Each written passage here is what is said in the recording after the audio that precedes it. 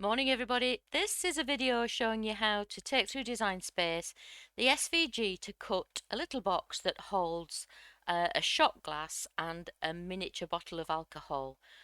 I do a few like this, some with two bottles, and then I do the individual bottle and an individual glass, but this is one that just holds one bottle, and I base mine on a Jack Daniel's apple whiskey, which is why it's a square cutout like that, and then a shot glass at the side of it.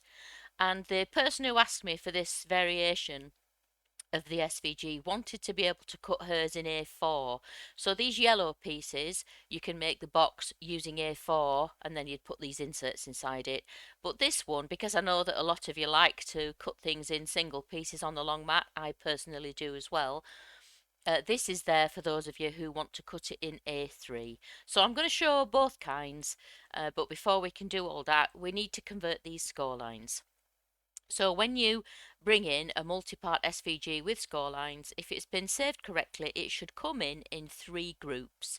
So the whole SVG is in one group, and then within that you've got two subgroups.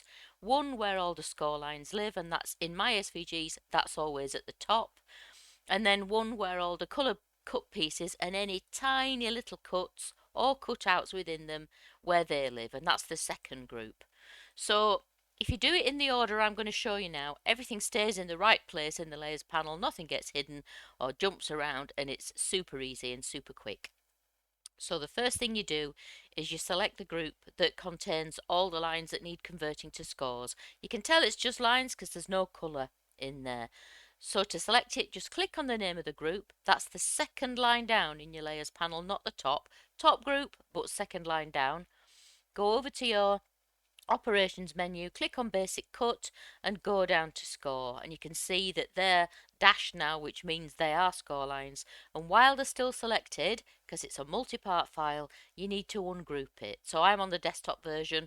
Ungroup is at the top of your layers panel. If you're on the app, mobile app, it'll be somewhere different, but ungroup is the command you want. Okay, so we've ungrouped the scores. Next we need to ungroup all the colour cut pieces, so again we just click on the name of that group and it selects everything in it. Don't worry about these subgroups, just ignore them. You just need to ungroup the main group, like that. I'm using the word group a lot, aren't I? So they're ungrouped now, and finally, as always with all these multi-part SVGs, a final ungroup. So you need to select absolutely everything on screen. You can see they're still in a group. You can do that either by clicking on the name of the group in the layers panel, or you can use the select all button, or you can drag a box around it like that, or you can use Control A on your keyboard, however you do it. Select everything and ungroup a third time. So scores, cut pieces, whole SVG, ungroup in that order. Now you've got everything as a separate piece, you need to attach the scores to the individual pieces that they relate to. So again, you're not going to select the whole SVG, you're just going to click on screen somewhere near one piece, drag a box to enclose it, and go back over to your go back over to your layers panel and choose attach from the bottom. Tongue's running away with me today. So you need to do that for every individual piece on screen. If you do the whole SVG, you'll get a message from Design Space saying your product is incompatible and it can't be cut. So many people come back to me because they've got that message, and it's because they've attached the whole thing or more than one piece together. So there, everything's an individual piece now. And what I would do if this was me, I would save this as a project now. So even if you're only going to cut from A3 this time, or you're only going to cut from A4 this time, um, you've got all the pieces there and all converted to scores and all attached if you do it differently the next time. So I would go ahead and I would save that as a project now. I'm not going to do it because I've already got it. So first of all, I'll show you how to, we'll just take through Design Space the big version, the one that cuts from A3. So I'll just delete those for now. And if we press make it, you can see that you need A3 and the long mat, but it's put these two on a separate mat, and we absolutely don't need to do that. So we're just going to click move object, click on that first mat. We're going to bring this here, and we're going to use the little rotate button on the corner. If you hold the shift key down, whoops, like I didn't then, If you hold the shift key down, it'll snap it to a 90-degree turn, and then you can just slot that somewhere else.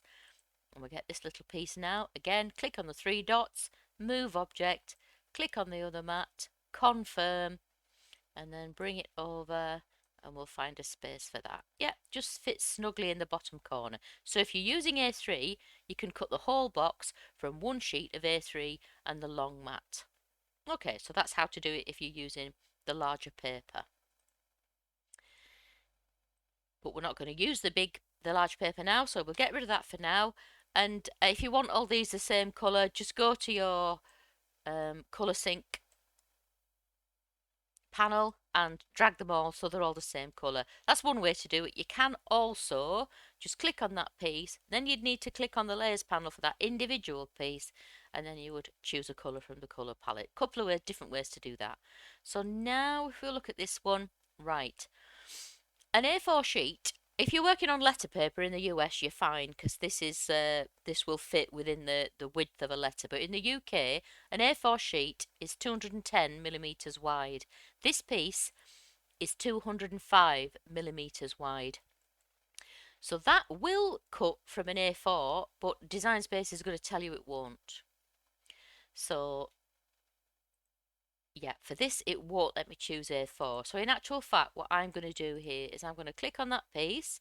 I'm going to find the unattached piece in the layers panel, and I am going to make it a different colour just for now.